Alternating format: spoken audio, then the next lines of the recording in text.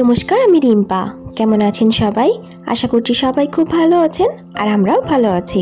আমার আরও একটি নতুন ভ্লগে আপনাদের সবাইকে স্বাগত জানাই। ফিস্টে মাংস কষা হবে আর কষা খাবো না সেটা তো আর হয় না, তবে অনেক সময় বাড়িতে খাওয়া হয় না, কিন্তু এই ধরনের সময়গুলোতে কিন্তু কষাটাই খাওয়া হয়। আর এটা হচ্ছে সন্ধ্যের টাইম, এখন মাংসটা আমরা রান্না করে রেখে যাচ্ছি, এরপরে আমরা যাব মেলাতে। তো মেলা থেকে এসে যেহেতু রান্নাবান্না করার মতন কারোর কোনো এনার্জি থাকবে না, তো সেই জন্য আমরা ঠিক করেছিলাম যে রান্নাটা সেরে তারপরে সবাই মিলে মেলা ঘুরতে যাব।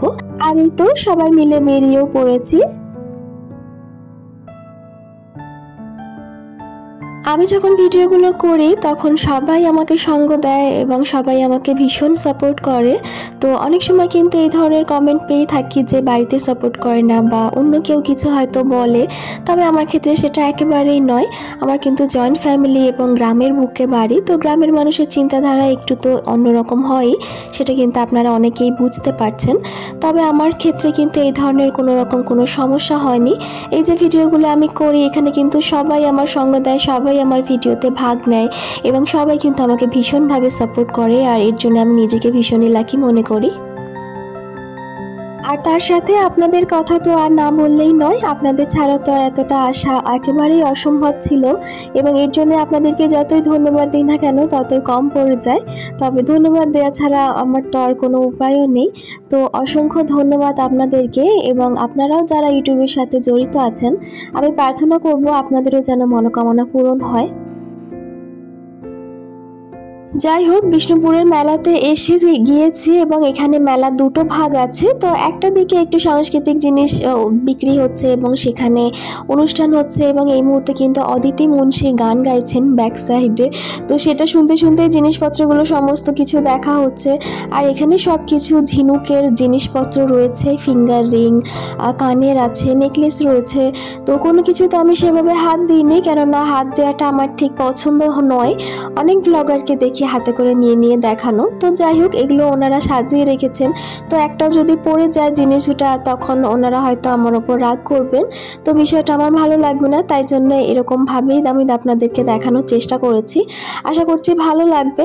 আর এই যে এখানে একটা লণ্ঠন রয়েছে, এটা কিন্তু আমার ঘরে রয়েছে, আপনারা অনেকেই দেখে থাকবেন।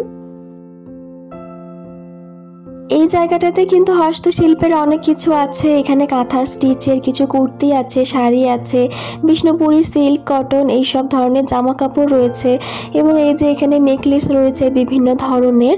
তো এগুলো সমস্ত ঘুরে ঘুরে দেখছিলাম, তবে আমার এখান থেকে কোনো কিছুই নেওয়ার কোনো ইচ্ছে ছিল না, কেননা এই ধরনের জিনিসগুলো তার সেভাবে পরা হয় না। বিষ্ণুপুরের মেলায় আমি এই প্রথমবার এলাম, এবং আমার আগের ভিডিওতে একজন দিদিভাই কিন্তু কমেন্ট করেছেন যে ওনার বাড়ি বিষ্ণুপুরে, আবার কেউ কমেন্ট করেছেন যে ওনারাও বিষ্ণুপুরে এসেছিলেন। তো অনেক সময় দেখা যায় কি, আমি যদি কোনো জায়গায় যাই সেখানে কিন্তু অনেকে কমেন্ট করেন যে আমরাও গিয়েছিলাম, তুমি বললে দেখা হতো। তো আগে থেকে বলা তো সম্ভব নয়, তবে এরপরে যখন যাব একদিন আগে থেকে কিন্তু অ্যানাউন্সমেন্ট করে দেব যে আমি যাচ্ছি। তো সেই হিসেবে যদি সেখানে কেউ গিয়ে থাকেন তাহলে অবশ্যই দেখা হয়ে যাবে। একটা শাল নেবার একটু ইচ্ছে ছিল, কিন্তু ইচ্ছে থাকলেও সেটাকে দাবিয়ে রেখেছিলাম, তো দামগুলো ভীষণই বেশি ছিল, তাই জন্য আর এগোনো হয়নি। আর এখানে কিছু শঙ্খের জিনিস বিক্রি হচ্ছিল, সাপ দিয়ে অনেক কিছু তৈরি ছিল, ধূপদানি, একটু মূর্তি, এসব ধরনের জিনিসগুলো বিক্রি হচ্ছিল। তবে সত্যি বলতে এখান থেকে নেয়ার মতন তেমন কিছুই ছিল না, কেননা আমার নজর ছিল ওই যে আগের দিনকে যেমন দেখেছিলাম মাটির জিনিস, আমার সেই সব জিনিসগুলোই নেওয়ার ইচ্ছে ছিল। তো ওখান থেকে নিয়ে এই কারণে ভেবেছিলাম যে মেলাতে পাওয়া যাবে, তবে মেলাতে এসে ভীষণই হতাশ হয়েছিলাম, এখানে ওই ধরনের কোনো জিনিসই একেবারে ছিল না। এতক্ষণ আমরা যে জায়গাটায় ছিলাম সেটা আলাদা একটা জায়গা ছিল, এখন আবার একটা অন্য জায়গাতে এসে গিয়েছি, পাশেই, এটা একদমই পাশাপাশি, তবে মেলাটা দুটো ভাগে বিভক্ত। সাধারণত আমরা মেলাতে যেসব ধরনের জিনিস দেখতে পাই সেগুলোই এই দিকটাতে বিক্রি হচ্ছিল, কাপ প্লেট, বাচ্চাদের খেলনা, নানা ধরনের জিনিসপত্র। তো এইখানে তো প্রাণপণে খুঁজছিলাম যে কোন জায়গাতে ঠিক ওই মাটির জিনিসগুলো রয়েছে, তবে গোটা মেলাটা ঘুরেও কিন্তু মাটির জিনিসগুলো আর পাইনি। আর তারপরে তো হতাশা শেষ ছিল না, এবং ভীষণ আফসোস হচ্ছিল কি জানি পরে আর পাওয়া যাবে কিনা। আসলে মেলাতে পাবো বলে সেখান থেকে কেনা হয়নি, তো জানা ছিল না যে মেলায় পাওয়া যাবে না। আর এই যে বাচ্চাদের কিন্তু একেবারে প্রাণ এইসব জায়গাগুলো, তবে আমার ছেলে 10 হাত দূরে থাকে, তার ভীষণই ভয় লাগে। আর মেলাতে এরকম ধরনের অনেক দোকান ছিল যেখানে লটারি কেটে কিছু জিনিস পাওয়া যায়। তো এখানে 5 টাকা করে কাটা হয়েছিল, আর আমিও ভেবেছিলাম লটারি কাটবো, কিন্তু আমার দেওর আর যা ওরা দুজনে দুটো কেটেছিল, তো একটার মধ্যে কিছুই ছিল না এবং আরেকটার মধ্যে আমার যা চাবির রিং পেয়েছিল, আর তার উপরে চাবির রিংটা ভীষণই খারাপ ছিল, লো কোয়ালিটির একেবারে। সাধারণত এই জিনিসগুলো ওরকম ধরনেরই হয়, তো সেই জন্য এটা দেখে আমি আর 5টা টাকা নষ্ট করতে চাইনি। হয়তো সেটা শুধুমাত্র 5 টাকাই হবে, কিন্তু জেনে শুনে সেটা নষ্ট করার তো কোনো মানেই হয় না, তাই জন্য চারিদিকটা দেখে একবার বেরিয়ে চলে এসেছি। আমার ছেলের আবার গান দেখে শ্যুট করার ইচ্ছে হচ্ছে, তো সেটারই এখানে প্র্যাকটিস চলছিল। আদৌ মারতে পেরেছি কিনা আমি তাও জানি না, তবে ও ভীষণ খুশি ছিল, আর ছেলেমেয়ের খুশিতেই তো মা বাবার আনন্দ লুকিয়ে থাকে। গোটা মেলাটা যতবার ঘুরেছি ততবারই চেয়েছি যে যদি সেরকম কোনো কিছু পাই, তবে পাইনি। আর এই যে নেকলেসগুলো, এগুলো বেশ ভালো লাগছিল দেখতে, কিন্তু রংটা খারাপ হয়ে যায়, এর আগেও আমি কিনেছিলাম, তো সেই জন্য আর কিনলাম না। আমরা কোথাও গেলে সবসময় চাই সেখানকার যে বিখ্যাত জিনিস সেটাকে বাড়িতে তুলে আনতে, তবে সবসময় সেটা সম্ভব হয় না। আর সব শেষে খেয়েছিলাম আমি ভেলপুরি বলে ওখানে এটাকে, তো আদৌ এটাকে আসল নাম আমি জানি না। আর আমার ছেলে খেয়েছিল তার ফেভারিট মোমো। পরের দিন সকালবেলা খাওয়া দাওয়া করে নিজেদের গন্তব্যস্থলটাকে ত্যাগ করেছি, যেখানে আমরা আসলে ছিলাম। তো সেই দাদাটার রুমটা আমরা ছেড়ে দিয়েছি এবং চাবি দিয়ে দিয়েছি। আর তারপরে এই তো আমরা বেরিয়েছি, একটা জায়গা দেখা বাকি আছে, তো সেই জায়গাটাতেই আজকে যাওয়া হবে। এখানে প্রায় রাস্তাতেই শুধু নো এন্ট্রি আর নো এন্ট্রি, গাড়ি তো নিয়ে ঢুকতেই দেয় না, তো সেই জন্য গাড়িটাকে রেখে আমাদের অনেকটা হেঁটে হেঁটে এই কামানটাকে দেখতে আসতে হয়েছে। আর তারপরে এসেছিলাম ছিন্নমস্তা মায়ের মন্দিরে। আর এখানে মন্দিরের বাইরে এনারা ডালা বিক্রি করছিলেন, পুজো যদি কেউ দেন তো তারা কিনছেন এবং মায়ের পুজোও দিচ্ছেন। আর তারপরে এখানে জুতো খুলে আমরা মন্দিরে প্রবেশ করেছিলাম ঠিকই, তবে মন্দিরের ভেতরে কিন্তু ক্যামেরা অ্যালাউ ছিল না, তাই জন্য আর বিশেষ কিছু দেখাতে পারিনি। তারপর ওখান থেকে আমরা বেরিয়ে পড়েছিলাম বনলতার উদ্দেশ্যে, এবং ওই জায়গাটা থেকেই কয়েকটা জিনিস কিনতে পেরেছিলাম। তো একটা জায়গায় যাব এবং সেখান থেকে যদি কোনো কিছু না আনি, মনটা কিন্তু ভীষণই খারাপ হয়। তারপর ওখান থেকে কয়েকটা জিনিস কিনে আমরা এসেছিলাম বনলতায়। এই জায়গাটাতেই শেষ ঘোরা, তারপরে আমরা বাড়ি ফিরে যাব। এবং এই জায়গাটা কিন্তু সেভাবে একটা আমি ঘুরিনি, আমার ছেলের একটু ক্লান্ত বোধ হচ্ছিল, যেহেতু বাচ্চা ছেলে কাল থেকেই হাঁটছে, তো ওর আর ভালো লাগছিল না। আর এখানেও দেখার মতো যে খুব ভালো কিছু আছে সেরকমও নয়, তো শীতকালের সময় যেহেতু চারিদিকে সুন্দর ফুল গাছ লাগানো, এইটুকুনি একটু সুন্দর দেখার, আর কিছুই নয়। তো সেই জন্য আমি আর সোনা একটা জায়গাতেই বসেছিলাম অনেকক্ষণ, আর বাকিরা ঘুরছিল। এবং ঘোরার পথে আমরা আরামবাগে নেমেছিলাম বিরিয়ানি খাওয়ার জন্যে। ওখানে খাওয়া হয়নি, কেননা ওখানে ভীষণ দাম ছিল, 200 টাকা প্লেট ছিল। আর উপরে আমরা যদি ওখানে খেতে যেতাম তাহলে অনেকটা দেরি হয়ে যেত, তো সেই জন্য সবাই মিলে ঠিক করা হলো যে বাড়ির কাছাকাছি গিয়েই খাওয়া হবে। তবে এখান থেকে খেয়ে বাড়ি পৌঁছাতে কিন্তু এখনো 1.25 ঘন্টা মতো সময় লাগবে।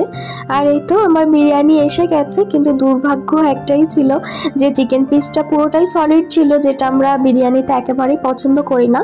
তো তারপরে যখন আমি ওটা চেঞ্জ করে নিয়েছিলাম সেটাও সলিড ছিল, তো কি আর করা যাবে, সেই জন্য সোনার কাছ থেকে একটুখানি নিয়েছিলাম আর নিয়ে খাওয়া দাওয়াটা শেষ করেছিলাম।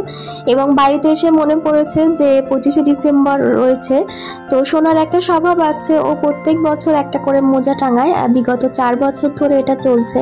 তবে এখন যেহেতু বড় হয়ে গেছে বিষয়টা ও একটু একটু বুঝতে পারে, কিন্তু কোথাও না কোথাও নিজের সরলতাটাকে বজায় রেখে ও মোজাটাকে টাঙায়। আর আমি এবং আমার হাজবেন্ড আমরা এই বিষয়টাকে ভীষণই এনজয় করি, তার সাথে সাপোর্ট করি। তো আগে থেকে জেনে নেওয়া হয় যে ওর ঠিক কী কী চাই সান্টা ক্লজের কাছ থেকে। আসলে বাচ্চারা টিভিতে যা দেখে সেটাই তাদের মনের মধ্যে গেঁথে যায়, এবং কোথাও না কোথাও ও এর আগে দেখেছিল যে এরকম কিছু হয়, সান্টা ক্লজ গিফট দিয়ে যায়, তো তখন থেকেই এই জিনিসটা চলে আসছে। তো প্রথম বছর একটা ছোট্ট গাড়ি আর একটা চকলেট দেওয়া হয়েছিল একটু মজা করার জন্য, তো বিষয়টাও ভীষণই আনন্দ পেয়েছিল। এবং তারপর থেকে প্রত্যেক বছর আমাদের আমাদের না মনে থাকলেও ওর কিন্তু মনে থাকে এবং ও মনে করে মোজাটাকে টাঙায়। তো আজকে যেহেতু বাড়ি ফিরেছে, ও ভীষণ ক্লান্ত আর ওর শরীরটাও একটুখানি খারাপ হয়ে গেছে, তবে এই মোজা টাঙানোর বিষয়টা কিন্তু ভোলেনি। তো আমাকেই সে বলে দিয়েছে যে মামা তুমি অবশ্যই মোজাটা টাঙিয়ে দিও। তো সেই জন্যই আমি আজকে মোজাটা টাঙিয়ে রেখে দিচ্ছি। তবে এটা কালকে করলেও কিন্তু হতো, কিন্তু আমি আজকেই করে দিচ্ছি। আর তার সাথে যে গিফটটা আমি প্যাক করেছি, ও যা কিছু চেয়েছে সেটাই ওর জন্য নেওয়া হয়েছে, একটা জ্যামিতি বক্স, কিছু কুরকুরে আর কিছু চকলেট। তো ওইটাই আমি ওর জন্য নিয়েছি আর ও ওইটাই চেয়েছে। তো এখন আপাতত এটা আমি জানলার কাছেই রেখে দেবো গিফটটাকে নিয়ে, কেননা এটা যদি আমি জানলার বাইরে রাখি তাহলে হয়তো ইঁদুরের জ্বালায় কালকে সকালে আর কিছুই পাবো না। তাই জন্য এখন এটা এখানেই থাকবে এবং পরের দিন সকালে সোনা এলে খোলা হবে। আজকে সকালবেলা বেশ দেরিতে একটুখানি ঘুম থেকে উঠেছে, কিন্তু ঘুম থেকে উঠেই তার মনে পড়ে গেছে মোজা টাঙানোর কথা। তো এক প্রকার এত ছুটেও ওপরে এসেছে সেটা তো আপনারা দেখেই বুঝতে পারছেন, এবং এই মুহূর্তে ওর মুখে যে খুশিটা দেখা যায়, যে আনন্দটা দেখা যায়, সেটা কিন্তু একেবারে ভাষায় প্রকাশ করা যাবে না।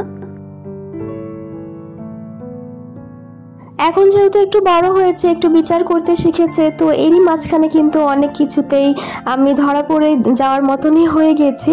তবে কোথাও না কোথাও ওর মনে একটা বিশ্বাস থাকে যে না, এটা স্যান্টাই দিয়েছে, আমার মা বা বাবা কেউ দেয়নি।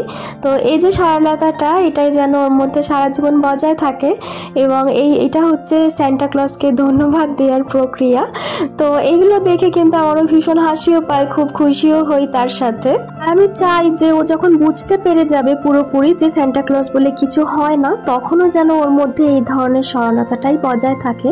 সেটা না হয় একটা নাটকের মধ্যে দিয়েই হবে, কিন্তু যেন এটা থাকে।